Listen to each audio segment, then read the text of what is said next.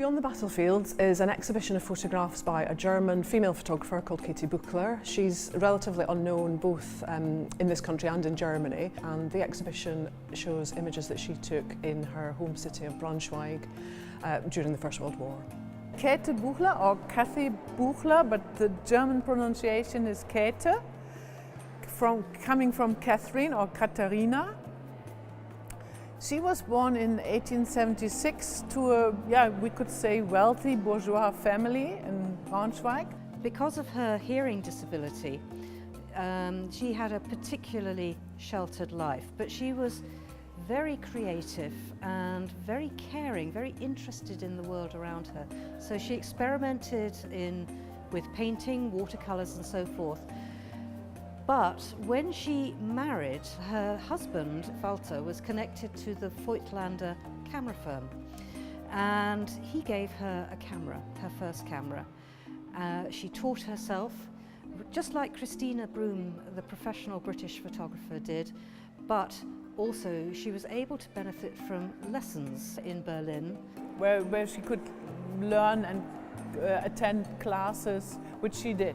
And which wasn't usual in these days, because the Letteverein was one of the societies teaching also women. Key thing about photography in Britain and in Germany was that it was acceptable as a profession for women in those days. So there were many careers which were not open to women in the late 19th and early 20th century, but photography was not one of them. Photography was one of those professions that women either could practice themselves, as run their own businesses, or equally often work in collaboration with husbands, brothers and so forth as part of a photographic firm.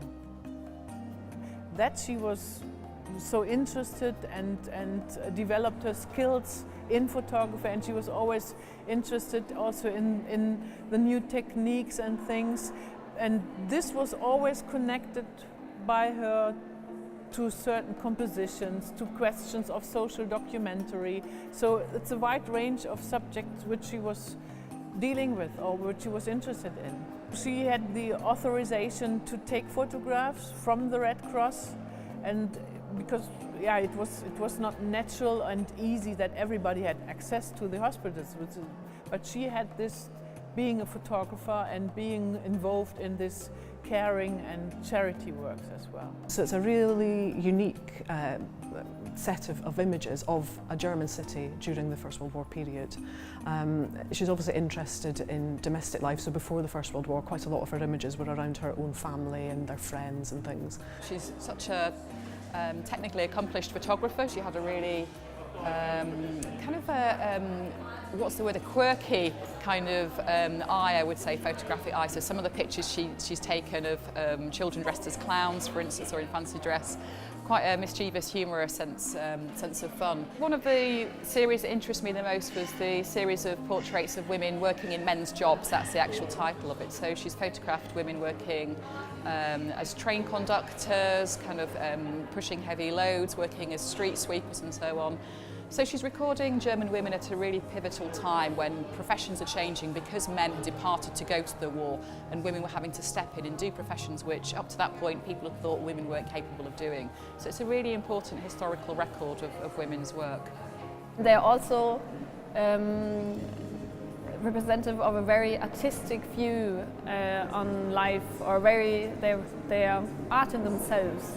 They are also documentation of photographic practice in the 20th century. So they are very, very rich and also very beautiful images. There are about 80 works which are traveling for the shows and which give a certain idea of what she did in photography, what she did in her social preoccupations, and what she did thinking of being very also curious about the development in a new medium So the exhibition is on display in 2 different venues in Birmingham, at the Museum and Art Gallery and also at the University. At the Museum and Art Gallery we focus very much on Buchler's photographs of women during the First World War and also children as well, and we've complemented that with archive material from Birmingham to tell a little bit about the story of Birmingham's women and children during that period. At the University, because the University was used as a hospital during the First World War and Käthe Buchler took lots of images of injured soldiers in Braunschweig, it made sense to show them at the University in the Rotunda Gallery, which is above the Great Hall in Aston Webb, which was a ward during the First World War. So again, we've complemented it with Birmingham material to show what was happening in the city at that time, alongside Käthe Buchler's images of hospital wards and injured soldiers, which are really very moving. After it finishes here, it's going to go up to Manchester and will be on display at Manchester Metropolitan University, and then it's going to go to the University of Hertfordshire galleries there, where it will be on display for about 6 weeks. And the exhibition came about from the curator Matthew Shaw, who used to work for the University of Hertfordshire. He discovered the photographs on a research trip to Germany. When I arrived, this museum was basically 2 gatehouses from a former castle that on either side of the road, tiny, probably in area not much bigger than the Bridge Gallery, and yet it has this spectacular reputation. I visited the museum, had a conversation with the director and was really just leafing through the books that they had for sale and found this book of Käthe Buchler's black and white photographs.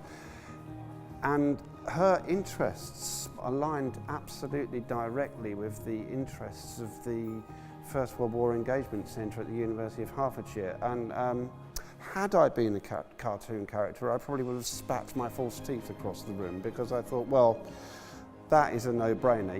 You've got to do something with that. We worked together with the Everyday Lives Centre based at Hertfordshire to bring the photographs from the Museum of Photography in Braunschweig over to this country. It's the first time these photographs have been seen outside of Germany.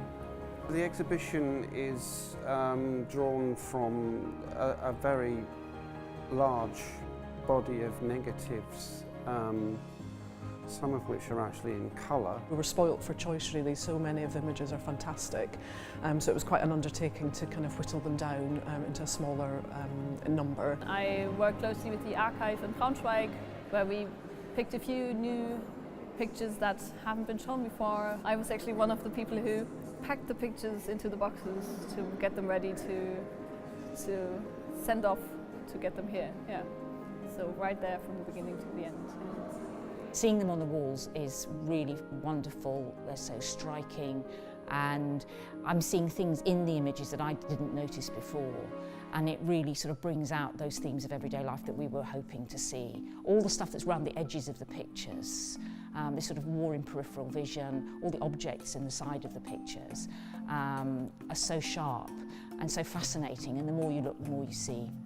We're thinking of it actually not as 3 or 4 different shows, but as one show with 4 different runs. And we share a common philosophy. We share a common ethos about what it is to engage with communities, about trying to bring new angles, new questions to the First World War centenary. And in a sense, that's been a really enriching experience, because I've learned a lot from working with the Voices team. And so in that sharing process, I think it's actually affected not just the work on this project, but taken ideas back to what we do in other aspects of the centre's work.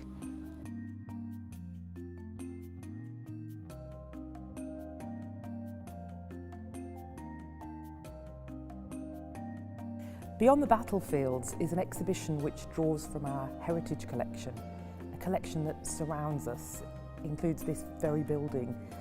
It draws from our material, culture and history of the university. This building, the Aston Webb building, was lent as a military hospital for the First World War. The Great Hall itself was used as a space for treating wounded and injured soldiers, and in fact 125,000 soldiers were treated there. Early on, in about 1908, there was a need identified by the War Office to have a military hospital somewhere in the country in the eventuality of war. So consequently, they found these new buildings, these new grand Victorian buildings which had been built in Birmingham for the university, and decided that would be perfect. So when war broke out on the 4th of August 1914, the hospital was mobilised at 7:45 p.m. and it was fully operational within 7 days. So in Braunschweig it was the case that our the train station became a hospital, and like a similar thing happened. So this is really interesting how in this war where those two sides fought against each other, similar histories happened maybe. I think the space here in this auditorium, or however you would describe it, is beautiful, and I think the way the photographs have been hung is great. It's very accessible, so you know, people wouldn't feel anything about having to just come and look at it. I like the idea that it's almost divided up into two parts. One where you have the photographs from Germany, the other side you have the photographs from Birmingham. To be able to look, you know, through the window and see the Great Hall and have an image alongside which shows the actual patients in beds in the Great Hall, and to you know, learn about those stories has been it's extremely moving. We have a wonderful range of archival material, objects, photographs, a fantastic quilt that was sewn by convalescing soldiers during the First World War. As a type of therapy after their injuries, they were taught how to sew, and they created this quilt and donated it to Matron Lloyd, who was the first matron of the Southern General Hospital. The soldiers got to work on this beautiful cloth, and they represented their regiments in several panels, and then very much in the centre panel was the insignia of the hospital itself. And you can see the soldiers who were treated here were from Australia, New Zealand, Canada, as well as the British Isles. So it really was a global war and global conflict. We've also got a range of her medals and commemorative pieces that relate to her work and her really valuable and important role here at the university during the war. It turned out that there were two separate branches of the Lloyd family had been invited to the private view by two different people working at the university, not realising that these branches of the family actually didn't know each other, and I'm not sure that they had ever met. From all of the exhibitions that I've curated or worked on, I don't think I've ever been to a private view that's inadvertently caused a family reunion. Another key object would be the civil engineering plaque, which is hung on the wall. It was made by the department to honour the lives of those that were lost. I think it's very important that we have it in this space, in that directly beneath it in the Aston Webb building is the full war memorial, which demonstrates actually 175 men lost their lives. And you know, these men were indeed men with faces, so to have the photographs of those men now, or some of those men above that, just really brings that kind of human side to the story and demonstrates that there were very young men that died and unfortunately in tragic circumstances lost their lives. These were ordinary people on both sides of the conflict who were drafted into to war, who were mangled as a result of that. Millions died. We should also be remembering that remembering war is about remembering that it shouldn't happen again. And I think too often there's too much of a strong link between remembrance and the military. And I think what you get here is you've got the military, but you've got that caring afterwards. And I think it's important that we see it from the perspective of peace rather than war. We've got photographs of convalescing soldiers, nurses, spaces around the campus that were used for different purposes during the war. They were involved in so many, normal activities, playing games, going for walks, and I think this is shown very impressively in those photographs. This return to normal life, and as well keeping busy and distraction from, from those traumatic memories. We decided to also project some of the images from the exhibition onto the clock tower, basically because it's a wonderful way of exhibiting even further, but also the hospital was this building and was this space. It was Chancellor's Court. We had open air wards outside, for example. Therapeutic entertainment activities were also held outside. There's such wonderful images that with such clarity that when you project them, that they look really effective on the sort of broader canvas of the building. And it was lovely looking down onto the ground beneath the clock tower and watch passers-by who had no idea what was going on, looking up at the tower, thinking, what is this about? So I think that taking it out of the gallery was really, really striking and very effective. We chose images from the University of Birmingham, such as the Great Hall photograph. But we also wanted to include images from Käthe Buchler.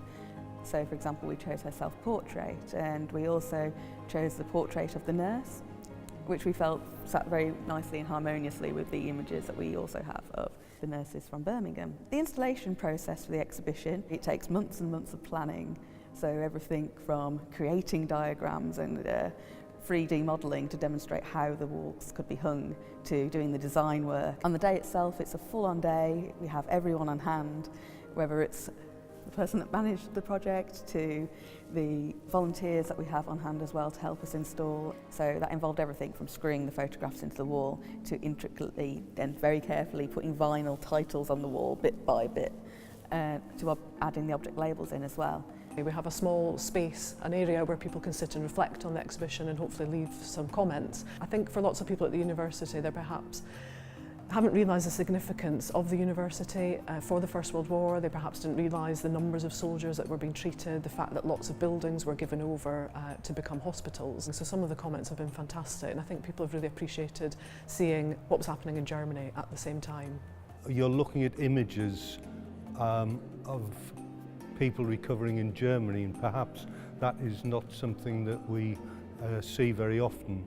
Germany, even today, is still seen within the context of the enemy, and I think what these photographs do is to sort of show the commonality of the consequences of war, and the consequences of using war as a diplomatic tool. So I think it brings home the fact that the consequences of war are the same for everybody. I came here for a presentation on shell shock, on British and German soldiers suffering from post-traumatic reactions, usually triggered by combat exposure. It's very, very interesting to see the similar problems, similar issues, and I think that brings home to you the absurdity of war. I have come across very similar photographs from British war hospitals, even from Queen's Square, from a national hospital. There's one photograph with a Christmas tree and soldiers, and nurses sitting around the Christmas tree, and you could exchange the two photographs. There's one picture I really like where one soldier lies in bed and is listening to the nurse reading a story or reading something to him, and he seems to be enjoying this role, possibly of a little boy listening to his mother in a way. So this atmosphere of pampering as well, this normality which I haven't had, all this is actually given to them in those in this environment, and this is all what counts, I suppose, at that moment.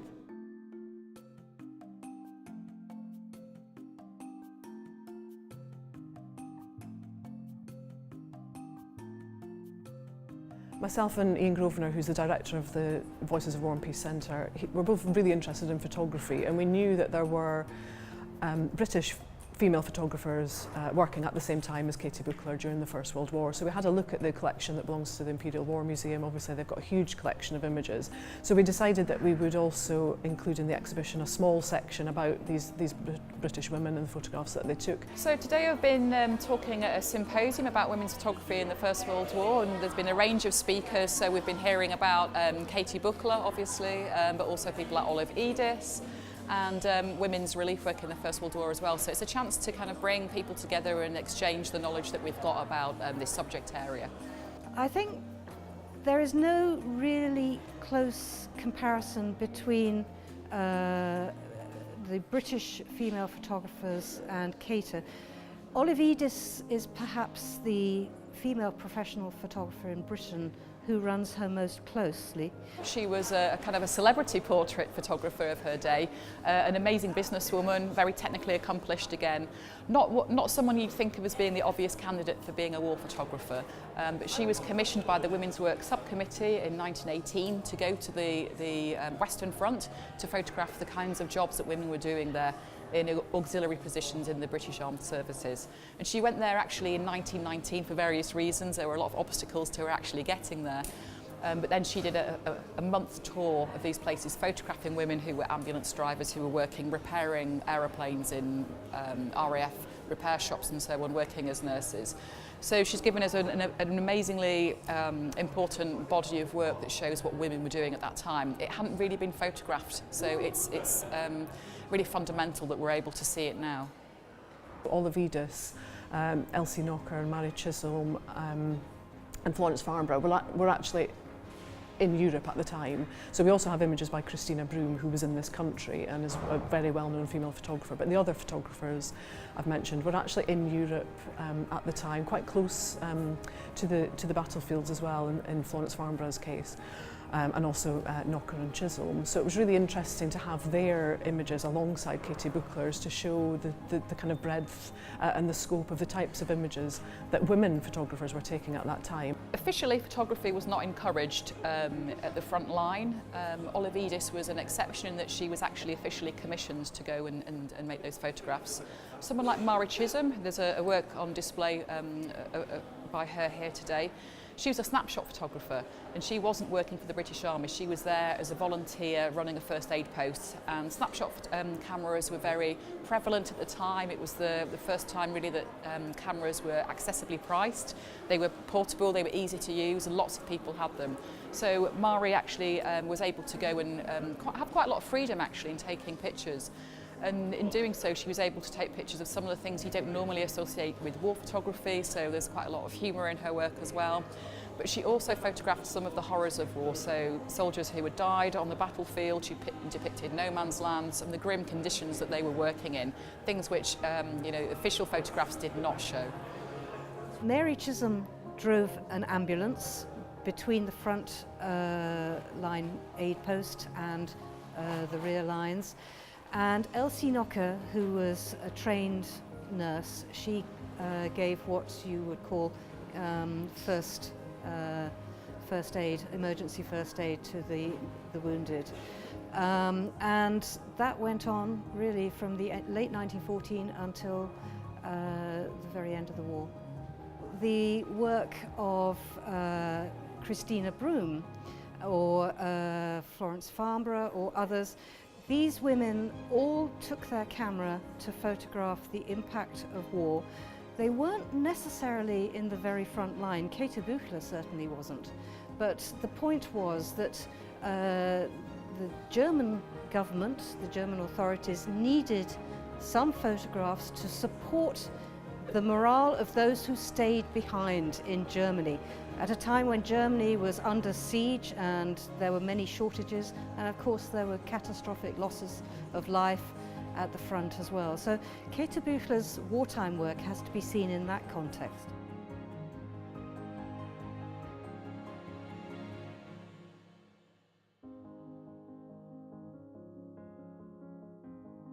One of the images that stood out for me is an image of three small children. They're wearing kind of German military helmets, and it stood out because it's a really quirky image and it's quite curious, but also I kind of thought it was really heartbreaking, and it's kind of like little children being trained in, militaristic ways. That's one way you could look at it, and maybe that's why she trained her camera on that image, I don't know, but it stood out for me as being quite powerful. My favourite photograph, I think, and it just brings home the humanity of it all, is a group of German soldiers, I think, recovering from their injuries, and they're in a ward, and they're very, very playful. And there's a picture of one of the soldiers actually pulling the ears out of the other one, and they're obviously just having fun. And I think it sort of brings home the humanity of it, instead of the stiffness that you often see in military-style photographs. I can't really pinpoint a favourite image because they're all my favourite images, but some of her portraits of women going about their daily work I think are wonderful, and I also particularly love the photograph of the young boy holding his rabbit, the rabbit which is a prize for gathering the most salvage. The rabbit looks adorable, it's a wonderful pet, but it was also probably going to end up on the dinner table, but it's a charming portrait. I think one of the images that has stuck in my mind, I think, since the first moment I saw it, and I've found it particularly moving, is an image of an injured soldier, an injured German soldier that Kthe Buchler took, and it shows the soldier from behind. You don't actually see his face, and he suffered a terrible arm wound, so actually part of his arm, his upper arm, is missing. So it shows him from behind, it shows his back and the arm injury, which has healed up, but you can see obviously how horrendous the injury has been. And it's one of these images, I think it's just stuck in my mind. Aesthetically, it's a beautiful image, it's very well lit. It's also really moving that we don't see his face, so it's interesting to think if that was his preference or if it was Kthe Buchler's. Was he able to go back and have a kind of ordinary, normal life after the conflict ended, or what actually happened to him? So for me, it really symbolises, I think, the trauma of the First World War, the effects that it had on the lives of everybody, really. There are a very large number of people that have come together to make this exhibition happen, both in the UK and obviously in Germany, and building the partnerships which enabled that to happen between the centre in Germany and the different centres in the UK. But also then there are teams of both researchers, including early career researchers in the different institutions who've been doing some of the background research. There've also been community groups, so the leaflet which accompanies this draws on community projects that have been exploring different angles. Obviously different people in collections who've loaned objects and helped to interpret them. So there's a whole, it is very much a team effort to bring something like this together. And hopefully there will be sort of partnerships that will endure beyond the end of this to explore other things and do other exhibitions elsewhere. I hope it will establish Kthe Buchler as a really significant presence in 20th century photography. She had a long career, but because she was a woman and because she was, as we might say, amateur rather than professional, her photography more or less disappeared until it was sort of rediscovered by her children in the attic of her house, and was donated to the Braunschweig Museum of Photography in 2003. So this is all we have from, you know, the time of the First World War, those photographs, those narratives, and it is really, really important to remember those stories. Kthe Buchler was making her work, and so were the other women in the exhibition, at a time when women didn't have the vote, so they were denied a political voice. They weren't able to vote on whether or not their government went to war, and yet they still wanted to make a comment on that. And I think it's really important that 100 years later we recognise the women, the roles that they had in paving the way for some of the rights and freedoms that we've got now. I think this exhibition really makes us potentially think differently about the First World War and about the importance of not just seeing the First World War in a military context, not just seeing it in terms of a national context. This is about the stuff of everyday life, and it's about crossing borders and thinking in a much bigger geographical scale. Käthe Buchler's photographs give us perspective, a woman's perspective, on life in Germany during the First World War, which we rarely see in this country.